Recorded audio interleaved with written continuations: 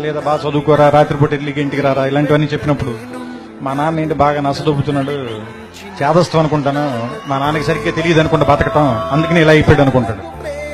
వీడికి ఒక 20 ఏళ్ళు 25 ఏళ్ళు వచ్చి ఒక అమ్మాయిని పెళ్లి చేసుకున్న తర్వాత ఒక ఫ్లాట్ రెంట్కి తీసుకోవటం, ఉద్యోగం చేయటం, నెలాఖరికి వచ్చేసరికి అప్పులు చేయాల్సి రావటం, బిల్స్ కట్టాల్సి రావటం, ఇలాంటప్పుడు నాన్న మనం వరి అనుకున్నంత వేస్ట్ ఏం కాదనుకుంటే బాగానే మేనేజ్ చేసినట్టున్నాడు, 4 పిల్లలు, కానీ మనకి దీనమ్మ ఇంకా ఒక్కడిని కూడా కనకుండానే ఇంత కష్టంగా ఉంది మనకి అనిపిస్తుంది. ఆ తర్వాత ఒక 35-40 దాటిన తర్వాత పిల్లలు కొంచెం పెద్దవాళ్ళు అవుతుంటే స్కూల్ ఫీజులు, ఆ తర్వాత వాళ్ళకి ఏదైనా ఒంట్లో బాగున్నప్పుడు రాత్రిపూట హాస్పిటల్కి పరిగెత్తటాలు, ఏదైనా ఒక కష్టం వస్తే డబ్బుల కోసం ఎత్తుక్కోవటాలు, ఇలాంటప్పుడు నాన్న గుర్తుంచి కళ్ళలో నీళ్లు వస్తాయి. ఈ బాబు ఇన్ని కష్టాలు పడి మన అందరినీ పెంచి ఇక్కడ దాకా తీసుకొచ్చాడని. కానీ మనం అది చెప్పేసరికి చాలా మంది నాన్నలు ఉండరు, చచ్చిపోతారు. అందుకని నా ఉద్దేశం ఏంటంటే నాన్న బతికుండగానే మనందరం థ్యాంక్స్ చెప్దాం. మన భారతీయులందరికీ కూడా ఒక డే అనే దాని మీద పెద్ద నమ్మకం లేదు. ప్రేమని ఫిబ్రవరి 14 మాత్రమే ప్రేమించి ఆ తర్వాత ఆడపిల్లని చంపేద్దాం, వాళ్ళ మీద యాసిడ్ పూసేద్దాం, అలా కాకుండా జీవితాంతం ఆడపిల్లని ప్రేమిద్దాం, తప్పేం లేదు. అలాగే అమ్మను కూడా సంవత్సరంలో ఒక రోజు ప్రేమించి మిగతా అన్ని రోజులు కంచాలు విసిరేసి తిట్టటాలు కాకుండా అమ్మని జీవితాంతం ప్రేమిద్దాం.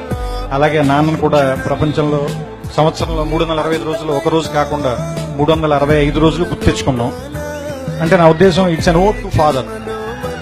ఎందుకంటే ఫాదర్స్ సరిగ్గా గుర్తింపు లేకుండా మిగిలిపోయిన ఒక పాత్ర అనిపిస్తుంది నాకు, కావ్యాల్లో గాని, నాటకాల్లో గాని, సినిమాల్లో గాని.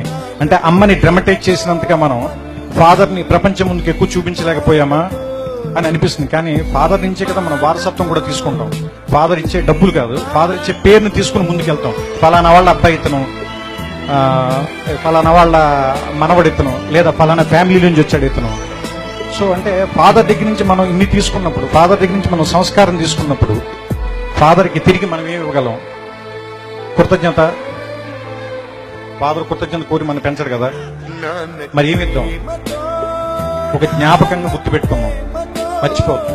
చిన్నప్పుడు ఆయన భుజాల మీదే నుంచుని ప్రపంచాన్ని చూస్తాం, ఆయన వేలు పట్టుకుని నడక నేర్చుకుంటాం, ఆయన ఒళ్ళో కూర్చుని చదవటం నేర్చుకుంటాం, ఆయన ఒళ్ళో కూర్చుని ప్రపంచాన్ని చూడటం నేర్చుకుంటాం. ఆయనతో పాటే ఆయన స్కూటర్ డ్రైవ్ చేస్తుంటే ఆయన ముందు నుంచుంటాం, ప్రపంచం మొత్తం మనమే గెలుస్తున్నాం అనుకుంటాం. ఆయన వెళ్ళిపోయిన తర్వాత ఒంటరిగా ఉన్నామని ఇప్పుడు అనుకోద్దు. మన వెనకాల కనపడిన ఒక నీడలాగా నాన్న ఇప్పుడు మనతోనే ఉంటాడు. ఇది చెప్పడం ఈ సినిమాలో నా ఉద్దేశం.